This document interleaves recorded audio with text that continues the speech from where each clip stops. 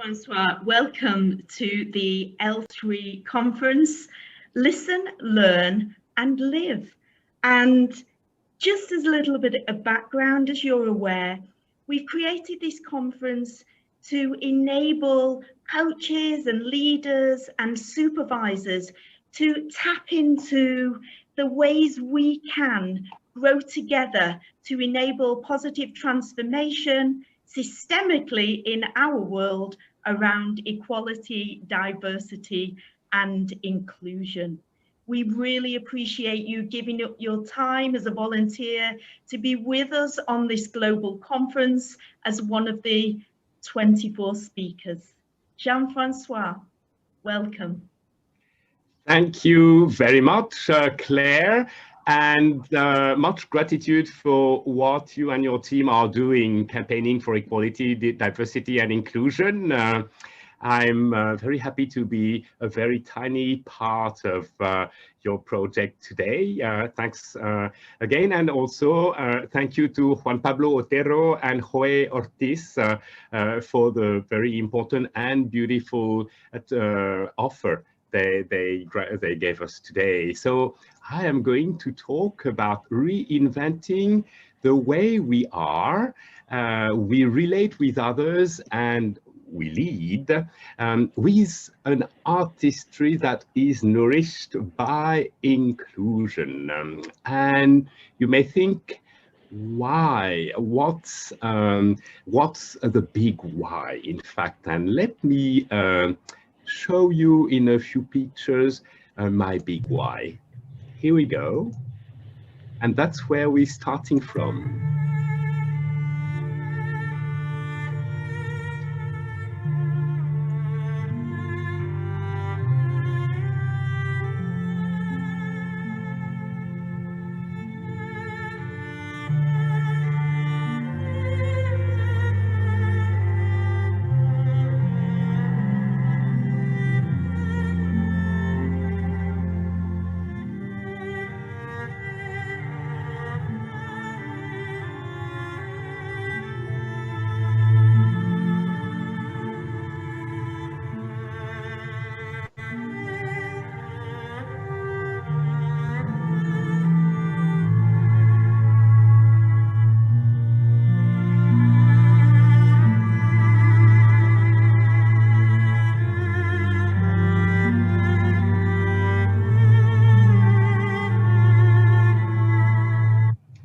You see, we mean well with the way we are, we lead, and yet that is what we have happening.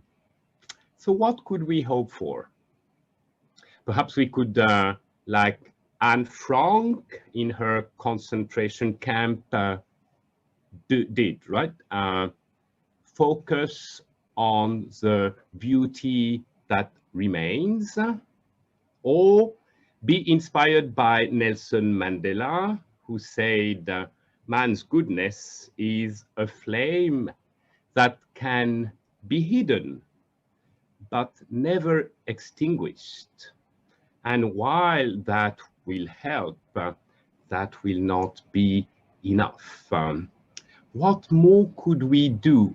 I wanted to show you a few ideas that come up these days in the middle of this profound crisis in some business magazines, right? And first here, reimagining a brighter future, exploring the unknown, reinventing how we develop strategies in this highly complex environment of ours, right? Thinking in multi-level systems about interconnected problems, operating on multiple timescales simultaneously, and competing on imagination, right? And Boston Consulting Group is saying, making contact with the unknown, focusing on anomalies, using counterfactual skills as well as factual skills, right? And using cognitive diversity. Now, that's not all. Harvard Business Review is also suggesting we need imagination now more than ever. And for that, we have to allow ourselves to be playful, to seek out the anomalous in unexpected, encourage experimentations, and stay hopeful. Now, it's an invitation, of course, for us to use our right and left brains together, right? I am believing that this is all helpful and yet is not going far enough. One more thing from Albert Einstein perhaps can help too, right? Letting our intuitive mind help us, because he says it's a sacred gift. And the rational mind, which is honored by our society, should actually be the servant of the intuitive mind. And yet still, I'm not believing this is going far enough. I think in our complex, profound crisis, we need a deeper reinvention of how we are, how we relate, and how we lead. And then only can we produce ideas and form projects for the future that will lead to a sustainable, better world. And with this, I'd love to propose an idea that will help a lot. I think it's about unleashing our artistry, going beyond any mastery of our craft that we may have formed over the years. And I'd love to invite you, as you watch Pablo Picasso at work, to think, how would you describe artistry?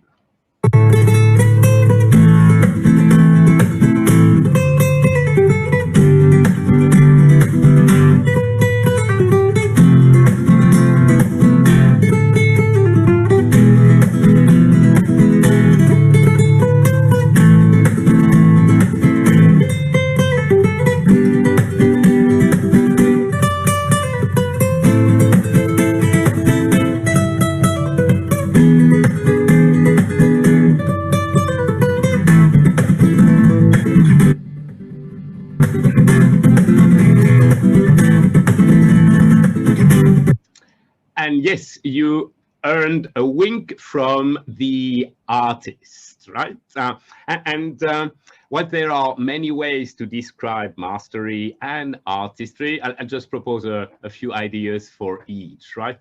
Of course, Picasso is a master before he's an artist, right? He's got such a mastery of technique that whatever he does with it is effortless and flawless. And of course, he's got a profound knowledge of his craft. He can also paint like Raphael if he wants to, right? As we gain mastery in our crafts, we do gain better acumen about situations and people, and we do develop some wisdom. Now, when we allow ourselves to unleash our artistic mind, and on the premise that our artistry is anchored to mastery, then of course we're going to unleash our imagination. We will not seek perfection or correctness, and you could see Pablo Picasso removing some of the paint he had applied on the mirror he was painting on, right? Not seeking perfection, right? Most importantly, when we allow our artistic mind to help us, we free ourselves from many constraints that we've worked with over the years. Many constraints about how we have to be, how we have to relate, how we have to talk, how we have to create. And we do this. In a way that opens up to including new cultures, new ideas, new ways of being, a greater respect for what we don't understand, what is different, right? And then what we create is original, of course, and truly ours, distinctive of us, right? Distinctive of us, and can be but over time, and it draws from diversity. Picasso and I think all artists, right, spend a lot of time getting inspired by new things, things they don't understand, and try to, right?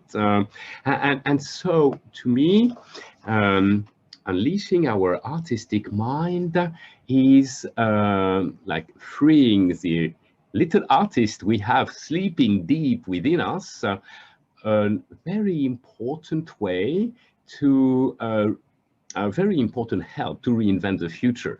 And at the core is appreciation for diversity and inclusiveness. Now, you may say, interesting, I want to try. How can I do that? Now, I'll start with offering a piece of advice from Lady Gaga, and listen to this. I really encourage people to look into the darkness and look into places that you would not normally look to find uniqueness and specialness, because that's where the diamonds are hiding. So she said, right, I really encourage people to look into the darkness, into places they don't normally look at. Uniqueness and specialness. She called that diamonds, right? Because that's where, in fact, deep inside, because they've been kept inactive or hidden by many things, right? So my invitation to you in just a minute or two is to look deep within yourself and draw those diamonds of uniqueness and specialness that you find there. And for that, I really simply invite you to take a pen or a paper, and if you don't have pen or paper, just perhaps draw with your finger on the table or on your lap, easy, and try and find a bit of those diamonds. What's unique, what's special about you? And of course, you've got to wake up the child within you, right? Because the child is uninhibited. So let's do this for a minute. This nice music, and then we'll discuss.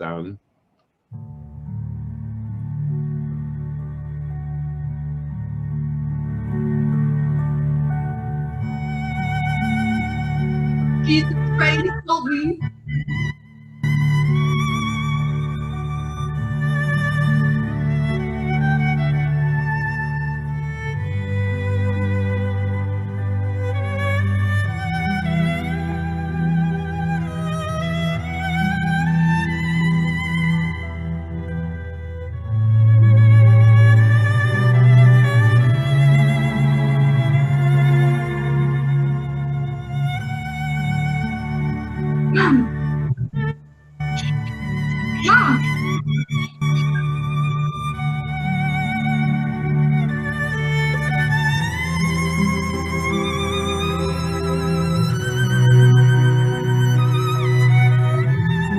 My African brother. Yeah, thank you very much, everyone around the world, for playing. I'm sorry, with this this invitation, right? I see, Claire, you really did the exercise, didn't you? Yeah. Hey, beautiful. Wow. Thanks very much for sharing, Claire. And then I'm asking everyone, how did you feel when you were trying to draw those diamonds of uniqueness? What's special about you? And I would guess for many of us, it's uncomfortable. And it's uncomfortable because we've got these voices in our heads that can say, oh, come on, you can't do that.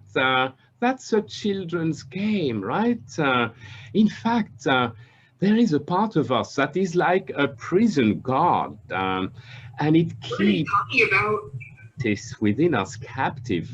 Plus, there are also people who will say, hey, come on, you can't be an artist, you know?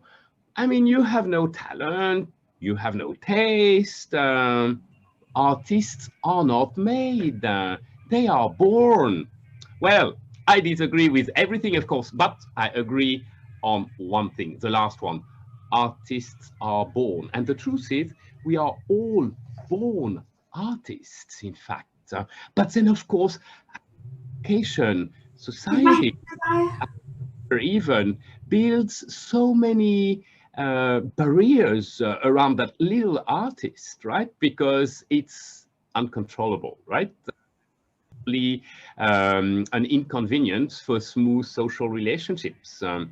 And so we've got, if we want to reinvent the way we are, we relate with others in a way that's inclusive, that values diversity, to wake up that artist and in the first place break the barriers around the artist. Now let me tell you then what happens next. Once you stop being a product, in a way, design you grew in, then you stop judging. You stop judging, and then you start inclusively seeking and valuing diversity. And then your imagination and your inner world come out. Your artistry, little by little, can blossom. Interesting. You have to then find out you Ching chong faggot. the unknown. And with this, I'd love to invite you to reflect about how you could embrace different things in different cultures. For example, the time approach, which will be in the West and cyclical in Asia, or reasoning that can be rational in the West and more analogical in Asia, making sense of analogies between various phenomena, right? Or the truth, perhaps more absolute in the West, Down mute. relative in Asia.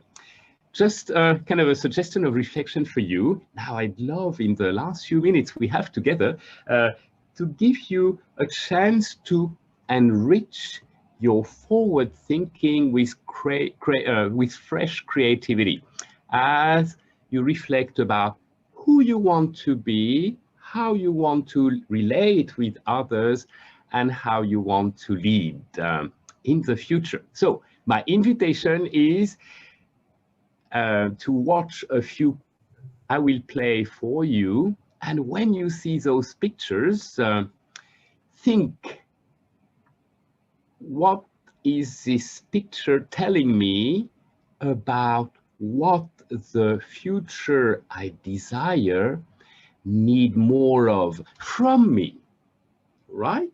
So it's about the future you desire for yourself, your relationships, the way you lead, and what it needs more of. And let me play pictures for you and invite you to listen to what the pictures can tell you about the future you want.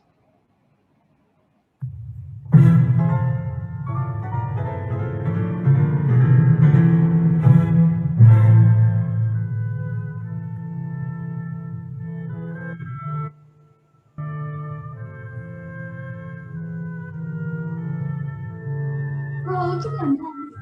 It makes me sad.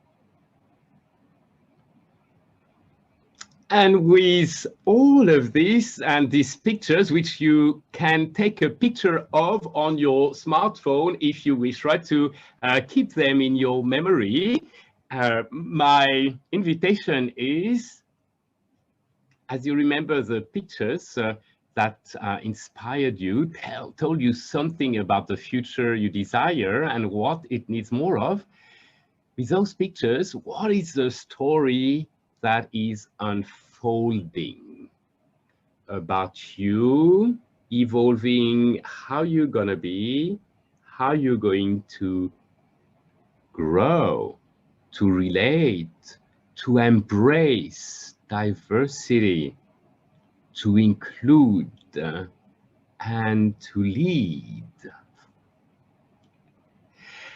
With this, I'd love to offer a few ideas that can help, and some are really taken from Asian philosophers. Let's start with this one. As you develop a bit of your artistry, right, allow within you to help you grow and open your mind to diversity and be including in the way you are, right? This thought from Lao Tzu, a Chinese philosopher, 3,500 plus years ago, the way to do is to be, right? And when you watch Picasso with me, right, he was not. Literally, I sound like Taco. He was not just painting, right? He was the painting, right? And allow yourself to be fully who you are, then so many things become more natural to do to you, and that of course helps you embrace relationship in a more vulnerable way, and therefore grow your relationships very healthily. Now, another thought is everything has its beauty, but not everyone sees it, right? From Confucius, also a Chinese philosopher. And I've chosen stains on this graph because for me as a coach, it's important when we see people and we see perhaps their stains, metaphorically speaking, that we admire their stains, their uniqueness, right, their specialness. And with these stains come special talents. These stains are diamonds, in fact, perhaps one facet of diamonds, right? And so valuing them, being curious about them is really helping us develop relationships that will help everyone bring out their best. Now, another thought I wanted to offer is that you are seeing what you are pure enough to receive. Yeah.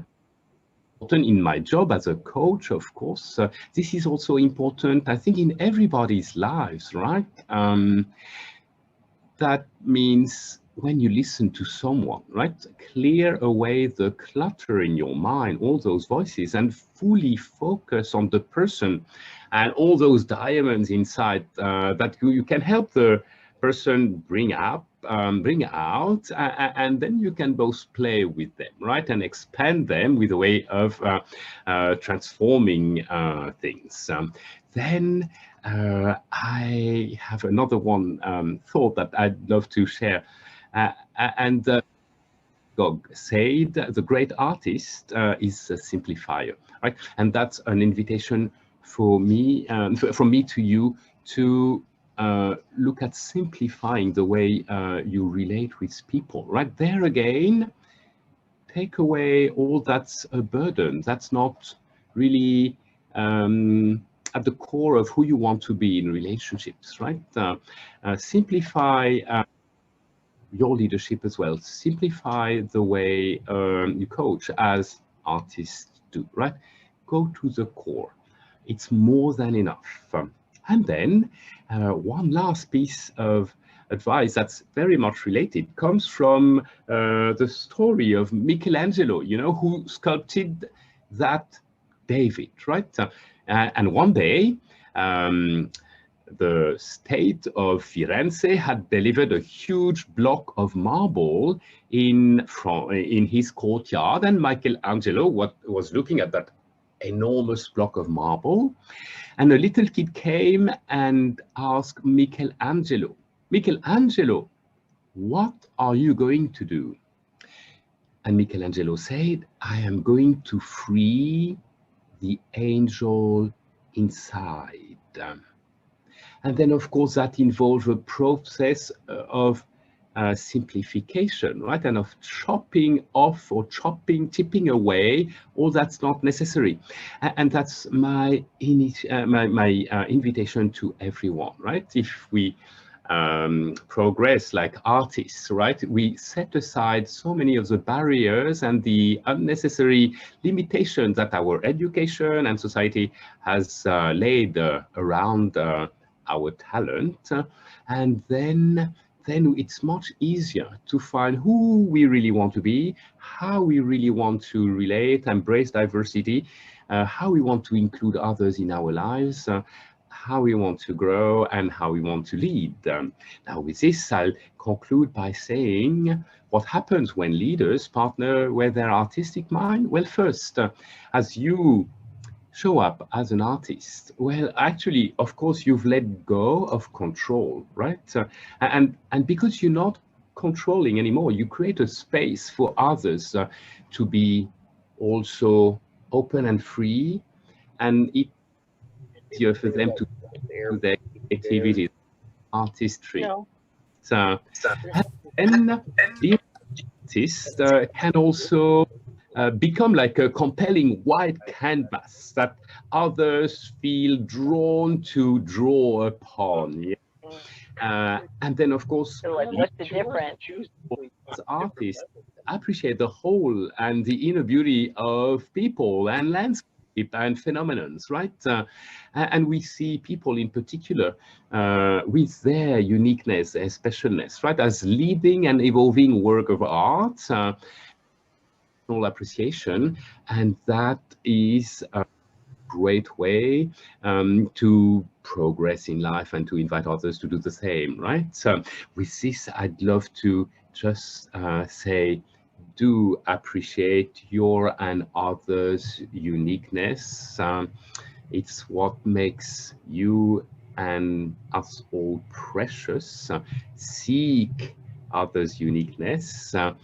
In this time, which is a very painful period in human history, right? Perhaps Lao Tzu, again, is right, and I certainly hope he is, when he says it could be a new beginning in disguise. Unleashing your artistic mind will help a lot. As you go,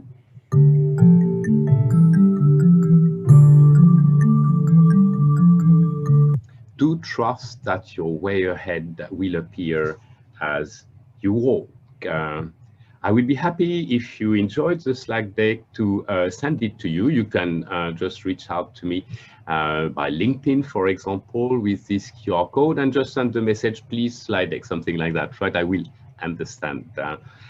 And with this, I really want to thank very much Claire for this beautiful initiative that's going to make a difference for all of us and those whose lives we touch. Claire, that's so beautiful. I'm thinking we are running out of time for a Q&A. Sorry about that. I didn't manage my time very properly.